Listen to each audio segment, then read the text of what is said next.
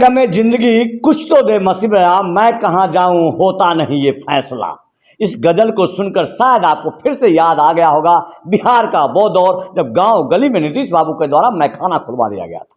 जी हाँ, मैं उसी बिहार की बात कर रहा हूं जहां पर हमारे आदरणीय मुख्यमंत्री श्री नीतीश कुमार जी के द्वारा एक अद्भुत चमत्कार शराबबंदी किया गया है। सिर्फ शराबबंदी किया गया है, नशाबंदी तो हो ही नहीं सकता है। ऐसे में अक्सर कहा जाता है कि नीतीश बाबू किधर पलटी मारेंगे, इसका कहना मुश्किल है। भास्कर अखबार के मुताबिक या अन्य अखबारों के मुताबिक कल मोतिहारी में हुए केंद्रीय विश्वविद्यालय दीक्षांत समारोह में माननीय महामहिम राष्ट्रपति महोदय के समक्ष जो बात आई उसे सुनकर आपको आश्चर्यचकित होगा। उन्होंने अपने मन के भाव को मिटाते हुए भाजपा नेताओं के लिए कहा कि इनके प्रति मेरे मन में कभी बैर था ही नहीं, ये आजीवन मेरे साथी रहेंगे, मैं इनको मरते दम तक रखूंगा अपने ध्यान में।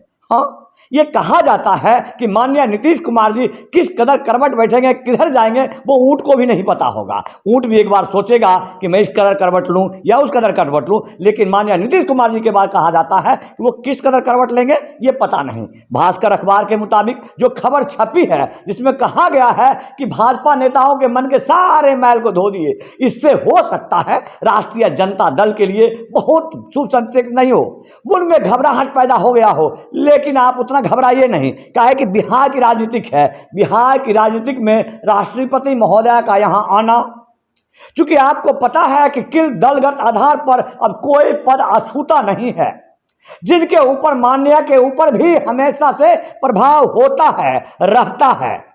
जब सुप्रीम कोर्ट में सरकार का प्रभाव दिख गया तो फिर माननीय राष्ट्रपति महोदय तो चूंकि चयनित है उस दल के द्वारा, तो हमारे मुख्यमंत्री नीतीश कुमार जी के लिए इस प्रकार की भाषा कोई बहुत बड़ी बात नहीं है। जो भी हो, बिहार के लिए शुभ संकेत है।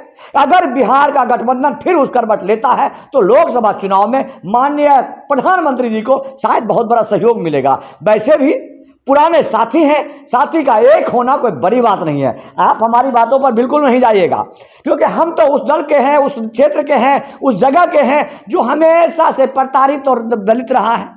हमारा राज्य, हमारा क्षेत्र, हमें क्या लेना देना देश की राजनीति या देश से आने वाले तमाम उन महामहिमों को। हमारा दल तो ऐसा है, हमारा गढ़ तो ऐसा ही रहना है, जिस तरह पहले था बाद में भी होना है। हाँ, चुनाव के समय हमें थोड़ा उल्लास आएगा कि हमारे जो दल के नेता हैं हम उनके लिए प्रचार करेंगे, हमारे पार्टी के जो नेता हैं हम उनके लिए प्रचार करेंगे। बाद में हमारा पलायन करना निश्चित है, बाद में हमारी लाश प्रदेशों में से वापस आ पाए कि नहीं पाए, हमारे बच्चे बिलखते रह जाए, इससे हमको कोई लेना देना नहीं है। हमको लेना देना सिर्फ इतना है कि हमारे जो मुखिया हैं नीतीश कुमार जी हैं, लालू यादव जी हैं, ऐसे महानुभाव बने रहना चाहिए, क्योंकि ये सब हमारे धरोहर आदरणीय जयप्रकाश नारायण जी के शिष्य हैं। आखिर हम क्यों ना निभाएं?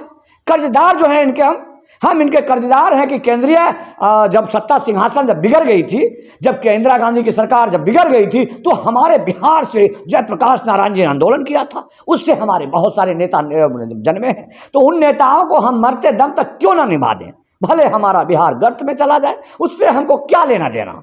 हमें मतलब है कि इन तमाम उन लोगों को जिसे कुछ लोग फ्यूज बल्ब का झालर करते हैं, उन लोगों को स्थापित करके रखना है। दीक्षांत समारोह में राष्ट्रपति महोदय को देखते ही भाजपा नेताओं के प्रति तमाम बैर का मिट जाना बिहार के लिए शुभ संकेत है। आपको भी लगता है तो आप भी आइए, एक कदम उन्होंने बढ़ाया है, एक कदम आप भी बढ़ाइए और मिल कर गले मिलिए। जनता जाए जिसमें, वो आप समझ गए होंगे, खाली जगह मैं इसलिए छोड़ दिया कि आप खुद भर लेंगे।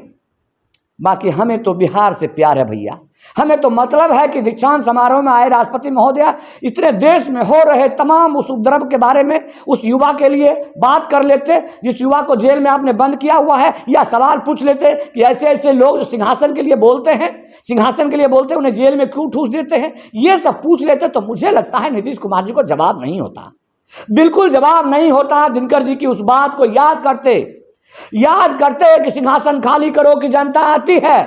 नहीं भैया, सिंहासन तो इनका है, कैसे खाली होगा? वो जमाना था, खाली हो गया था। घूट घूट पानी पीकर जिन्हें आप कोसते रहते हैं कि अंग्रेजों के जाने के बाद हमने कांग्रेसों को पार्टी दशा दे दी, लेकिन वैसा ही सत्ता जिसे कि आयरन लेडी कहा जाता था, उनकी सत्ता डगमगा गई, लेकिन नीतीश कुमार का नहीं डगमाता है। काहे कि पलट कर एक दूसरे के प्रति भाव प्रकट कर, इनमें जो कला है, अद्भुत कला, जिसके लिए कहा जाता है कि हमारे आदरणीय मुख्यमंत्री जी के पेट में दांत है, वो पेट का दांत इस दीक्षांत समारोह में दिखा। दिख गया। अब राम जाने कि आगे क्या होगा हमारे राज्य का हाल। क्या फिर से नीतीश बाबू आते हैं, कमल वाले बाँह फैला करके एक कमल फूल देते हैं हाथ में और उन्हें स्वीकार कर लेते हैं, फिर से दोनों भाई मिल जाते हैं और हम लोग ऐसे कैसे रह जाते हैं। जय हिंद, जय बिहार। आपको भी अच्छा लगता तो ज़्यादा से ज़्यादा इस वीडियो को शेयर करें, क्योंकि बात बिहार की है, बात उस राजनीतिक के दोयम चरित्र की है जो सिर्फ हमेशा से शोषण, ये राजनीतिक सिर्फ इसका काम है शोषण करना, और इसके शोषण की वजह से हमारा बिहार गर्त में चला गया। इसे उठाना है तो उठिए, ऐसे युवाओं के लिए बात कीजिए जो युवा की, भले आप ये कहते हो कि 300 रुपये का माइक लेकर निकलते हैं, लेकिन हिम्मत के साथ निकलते हैं, मर्दों की तरह निकलते हैं, आपके तरह पौरुषता को नीलाम करके नहीं चलते हैं। जो एक नेता होते हैं, हजारों के भीड़ बनने पर एक सिपाही का मुकाबला नहीं कर पाते हैं जो इस तरह का माइक थापे हुए हैं। जय हिंद, जय बिहार।